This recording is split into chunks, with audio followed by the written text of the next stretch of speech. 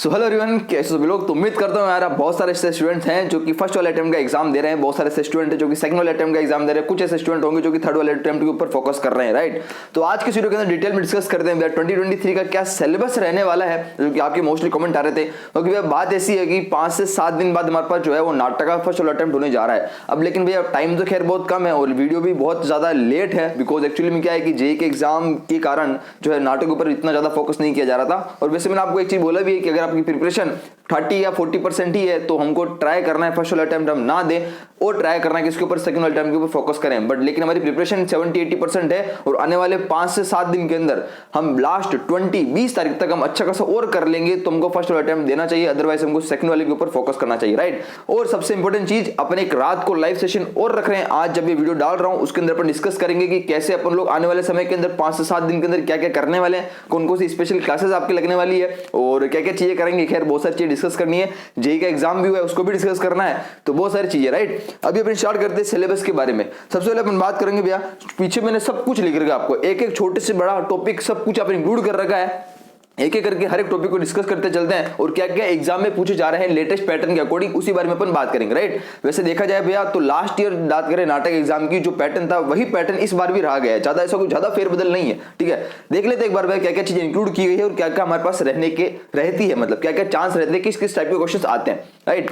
पहले बात करते हैं यहाँ पर जो लिखा हुआ है क्या, लॉजिकल रीजनिंग। देखो भाई ऐसा कुछ जो मैंने टॉपिक्स लिखे हैं यहाँ पर, दिस इज क्या लॉजिकल रीजनिंग।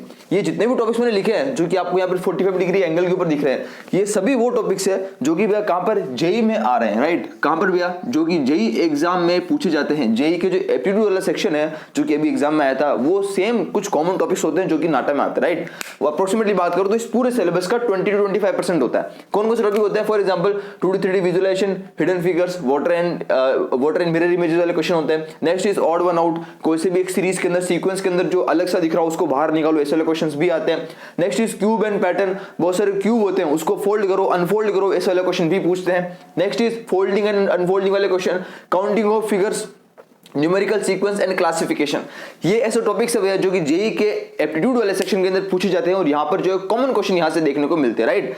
नेक्स्ट बात करते हैं, ये कुछ और है, statement, blood relation, clocks and calendar, coding decoding ages. ये भी कुछ क्या है, एक ऐसा लॉजिकल रीजनिंग का पार्ट यहाँ पर कह सकते हैं, राइट। ये टाइप के क्वेश्चन इंक्लूड हो जाते हैं। नेक्स्ट चलते हैं, इसके बाद नीचे आते हैं, देखो ये कुछ ऐसे टॉपिक है जो कि नाटक की ऑफिशियल इंफॉर्मेशन बुलेटिन के अंदर लिखे हुए हैं। अब ध्यान देंगे इसके अंदर कि नाटक जो इंफॉर्मेशन बुलेटिन है ना भैया, उसके अंदर जो टॉपिक्स लिखे हुए हैं उसने ढंग से क्लियरली मेंशन नहीं किया है कि आपको किस किस तरह के क्वेश्चन एग्जाम में पूछे जाएंगे। नाटक इंफॉर्मेशन बुलेटिन के अंदर क्या है वो देखते हैं। उसमें लिखा है आपको diagrammatical reasoning, numerical reasoning, verbal non verbal, inductive, situational, abstract, ऐसा ऐसा करके लिखा है। अब इसके अंदर से हम समझे क्या कि किस टाइप के क्वेश्चन एग्जाम में आएंगे, इसलिए मैंने आपको प्रीवियस ईयर क्वेश्चन को देखते हुए और क्या पैटर्न हो सकता है, किस किस टाइप के क्वेश्चन बन सकते हैं अंदर, उस हिसाब से मैंने सब कुछ एक डिटेल में आपके पास टॉपिक लिखे, राइट। तो ऐसी वाली वीडियो, ऐसी वाली डिटेल के अंदर इन्फॉर्मेशन आपको कहीं नहीं मिलने वाली एक्सेप्ट अपने यहाँ छोड़कर, ठीक है। जो बात करते देखो तो नाटक में एक बार क्या लिखा है उसने इंफॉर्मेशन बुलेटिन के अंदर भी है, वो भी एक बार देख लेते हैं। उसने लिखा था डायग्रामेटिकल रीजनिंग, मतलब कि ऐसा कोई क्वेश्चंस, ऐसे कोई मेंटल, ऐसे कोई रीजनिंग वाले क्वेश्चन जहां पर क्या क्वेश्चन के अंदर डायग्राम या फिर कोई सीन दिया जाता है, उसके बाद उनको क्वेश्चन क्या है वहां पे फ्रेम किया जाता है, राइट। नेक्स्ट बात करते हैं न्यूमेरिकल रीजनिंग, जहां पर कोई नंबर की सीरीज होगी, नंबर मैट्रिक्स वाले क्वेश्चंस आते हैं। नेक्स्ट नॉन वर्बल, वर्बल इसके अंदर इंग्लिश वाले क्वेश्चंस आते हैं, इंग्लिश के पैराग्राफ वाले क्वेश्चंस आते हैं, राइट, जो कि आपने देखा होगा नाटक में। नेक्स्ट इज इंडक्टिव रीजनिंग, जहां पर पैटर्न वाले क्वेश्चन बनते हैं। नेक्स्ट इज सिचुएशनल, ऐसी कोई सिचुएशन हमको दे दी, वहां पर आपको सिचुएशन के अंदर रख दिया, उसके बाद उस सिचुएशन के अंदर हम लोग क्या करेंगे, राइट। हमारा उसमें क्या मतलब, इसको बोल सकते हैं एक वैल्यू बेस्ड क्वेश्चन हो जाते हैं, राइट। नेक्स्ट बात करते हैं एब्स्ट्रैक्ट रीजनिंग, जो कि सेम एज लॉजिकल रीजनिंग होता है, उसी कैटेगरी में आ सकता है।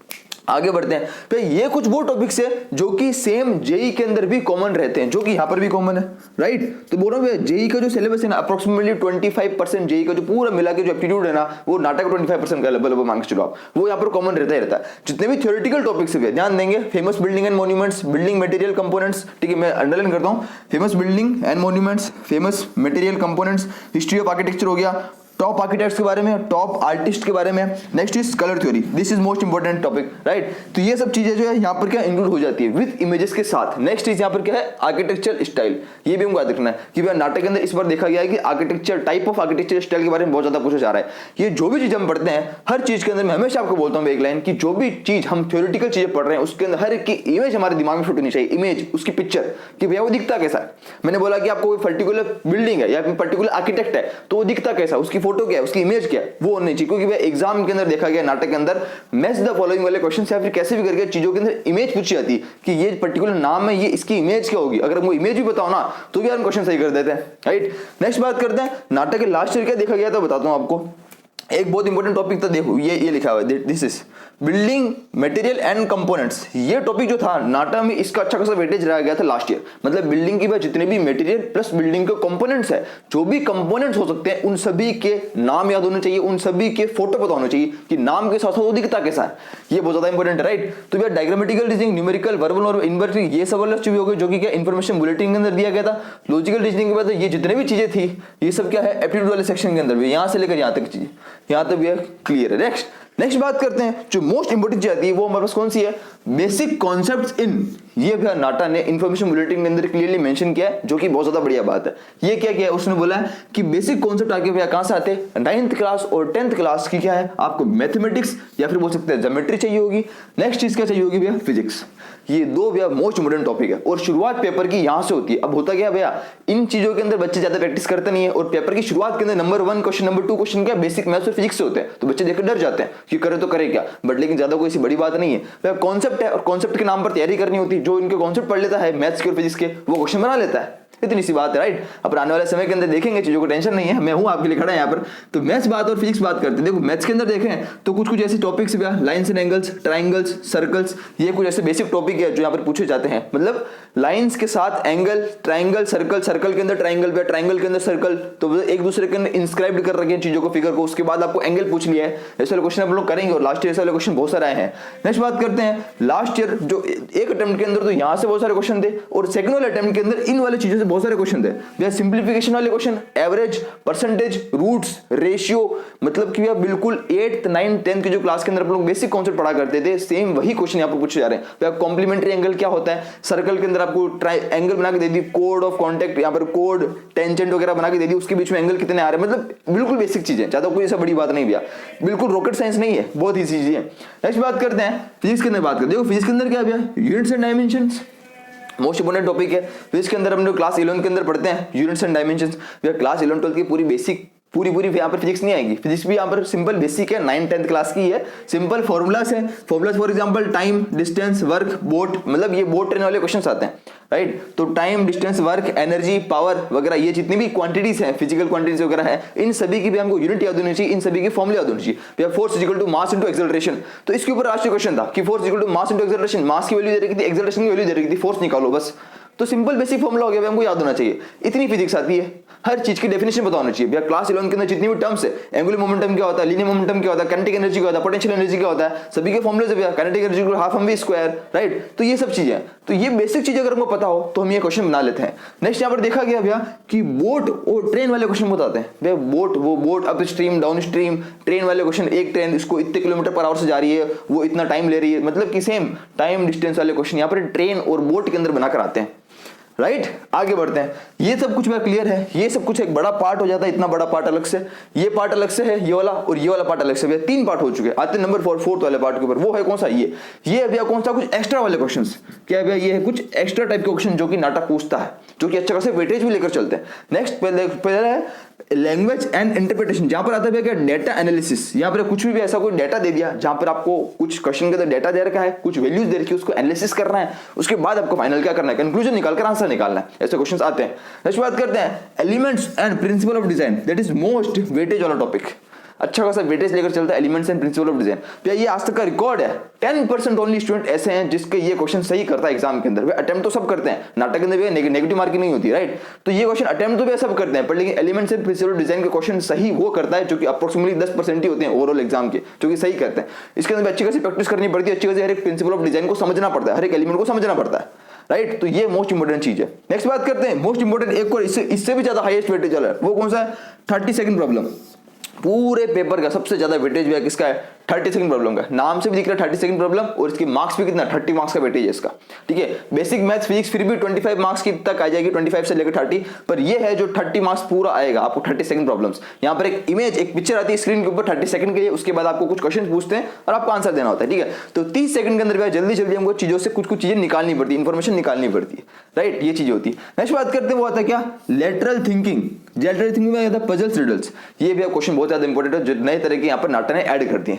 कुछ नहीं है, चीजें सिंपल है, कुछ तरह की पजल्स, कुछ तरह की रिडल्स पूछ लेता है। अब पजल्स रिडल्स देखें तो हो सकता है आपके, अगर आप घर में न्यूज़पेपर आता है तो रोज सुबह सुबह जब न्यूज़पेपर पढ़ते हो तो न्यूज़पेपर के अंदर एक किड्स सेक्शन आता है। किड्स सेक्शन मतलब गेम्स वाला जो सेक्शन होता है, उस गेम के अंदर क्या होता है आपको पता हो, तो अलग अलग तरह की पजल्स होती है, अलग अलग तरह की रिडल्स होती है, कि उसको यहाँ से लेकर यहाँ तक पहुंचा दो कि वो क्या रास्ता होगा, या फिर दो इमेज देते हैं कि दो इमेज के अंदर डिफरेंस क्या होगा भैया, ठीक है, कोई भी एनी 10 डिफरेंस बता दो कि इन दो इमेज के अंदर, या फिर बात करते हैं इस वाली इमेज और इस वाली इमेज के अंदर क्या चीज मिसिंग है, डिफरेंशिएट कर दो, इसको बोलते हैं रिडल्स पजल। तो ऐसे वाले क्वेश्चन भी क्या नाटा पूछने लग गया। मतलब नाटा जो है ना, वो चीज ऊपर की पूछ रहा है, नीचे की पूछ रहा है, बेसिक भी पूछ रहा है, ऊपर की पूछ रहा है, सब मिला के पूछ रहा है। तो ऐसी की बुक भाई अभी तक बहुत सारे बच्चे पूछते हैं कि भाई बुक कौन सी यूज करें, भाई ऐसी की बुक ही नहीं है अभी तक कि जो ये सभी टॉपिक्स कवर कर दे, ठीक है। आने वाले समय के अंदर आपको मिलेगी ऐसी बुक, टेंशन नहीं, अपने यहाँ से आएगी, पर अभी ऐसी बुक अवेलेबल नहीं है जो कि यहाँ पर सभी टॉपिक कवर कर दे। भैया आपको हर एक टॉपिक को अलग अलग जगह से कवर करना पड़ेगा और मजा भी बहुत आएगा, राइट।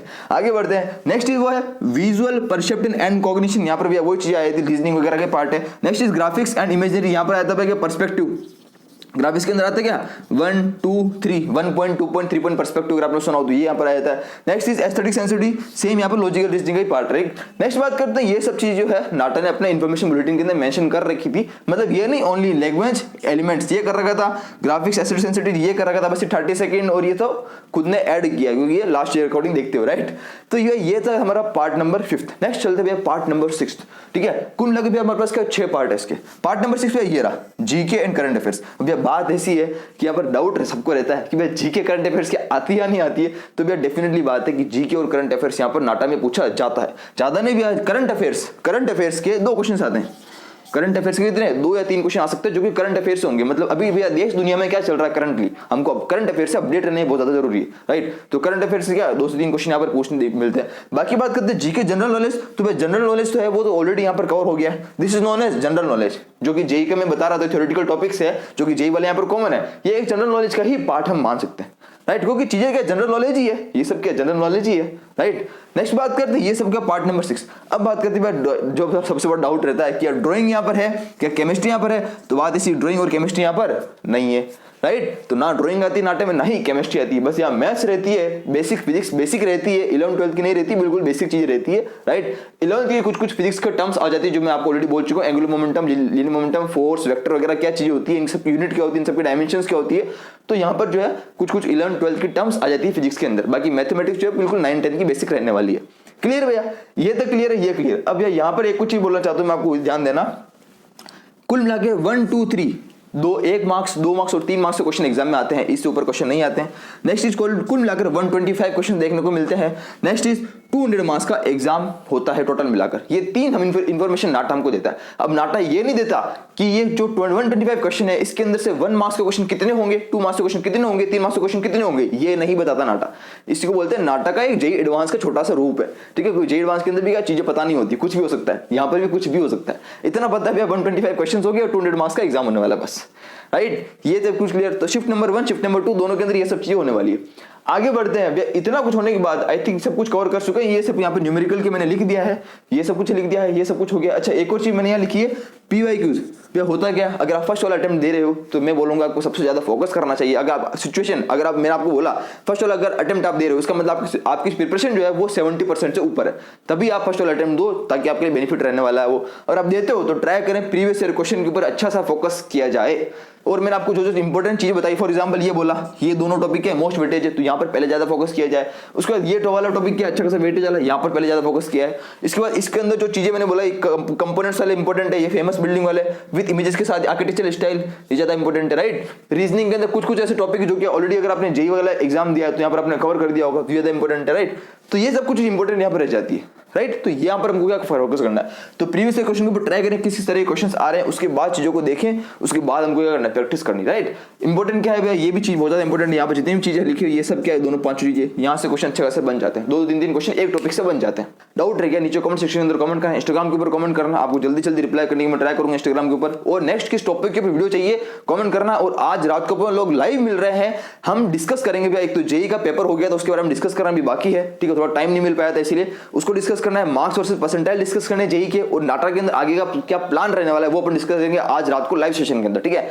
तो मिलते हैं आज रात को लाइव सेशन के अंदर, याद रखना जब भी वीडियो आपको डाल रहा हूं, राइट। बाकी थैंक यू सो मच, अभी के लिए इतना ही, गुड बाय। तैयारी अपनी बढ़िया से करते रहो, चाहे फर्स्ट वाले अटेम्प्ट के लिए फोकस करो, सेकंड वाले के लिए फोकस करो, फोकस करना इस बार और मिलकर आग लगानी है इस बार। टाइम बहुत कम है भैया, पर लेकिन हम कम नहीं है, हम बहुत ज्यादा है। तो मिलते हैं, thank you so much, goodbye. अपना ध्यान रखो, अपना और अपनों को ध्यान रखो और हमेशा हंसते रहो, बढ़िया से मेहनत करते रहो।